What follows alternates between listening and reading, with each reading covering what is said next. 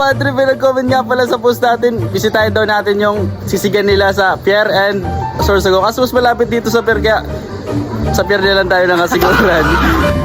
Sino mo matatagay sa ano sa Gracia? Ano, tara po trip? Tara po trip! So yun nga mga kabadri, papunta na kami neto sa pier at sila nga pala yung sinama ko kasi alam ko marami sila kumain. Siyempre pag libre, Gina G yan. So mga kabadri, pandito na kami ngayon sa pier namin. O diba, napakaganda talaga ng pier ng Kasiguran.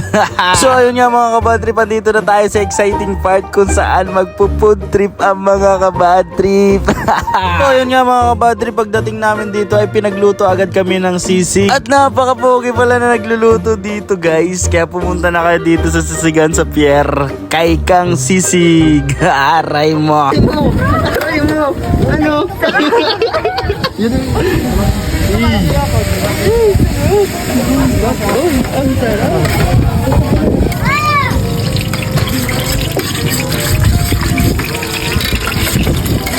So yun mga kabadrip, feel ko gutom na itong mga kasama ko kasi galing kami kanina sa Mabini. Bago kami pumunta dito, naligo muna kami dun. At ayun nga mga kabadrip, ito nga pala yung price list nila. May 65 sisig with Java rice and sisig sharing 2 to 3 person na 109 lang. And 165 nila is sisig family, good for 3 to 4 person na. Kaya punta na kayo dito guys.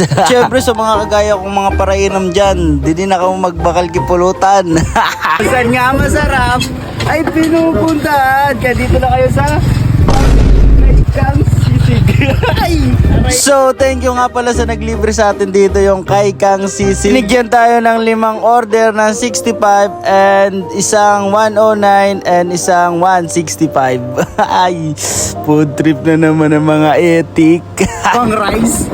Di mo nalata na. Nakaunan kita na. Food trip na literal na food trip ini boy. So yun mga kabadri, panoorin nyo muna kami kung paano kami kumain ng sisig dito guys. Ano masasabi mo? Ano masasabi mo, Goods? Ikaw?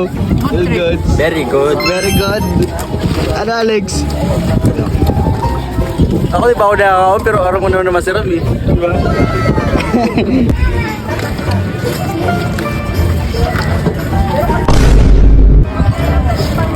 Salam? Sino ako? Sino ako? Tepa ka na, te. Panglima ko na yun. Tepa ka na, te. Paano ako talaga? So yun mga kabadrip, sa mga gusto pumunta pala dito lang yan matatagpuan sa Kasiguran Pier. Bisitahin nyo na sila guys, napakasarap talaga ng sisig dito, promise. At meron din pala sila guys pwesto sa Sorsogon, kaya sa mga taga Sorsogon dyan, bisitahin nyo na sila sa Pier, Sariang Piolas. Minsan ka may edit ka sa akin. Anong bagay sa Sorsogon na ka mo ah? Anong bagay? From this to this, ubus talaga. Ay, sarap. So ayun nga, thank you kay Kuya Kenneth sa pag-invite sa Kabadrip Tropa dito sa sisigan niya. Sobrang busog na busog yung Kabadrip Tropa. Sana hindi kayo mabadrip sa amin dahil madami kaming kinain.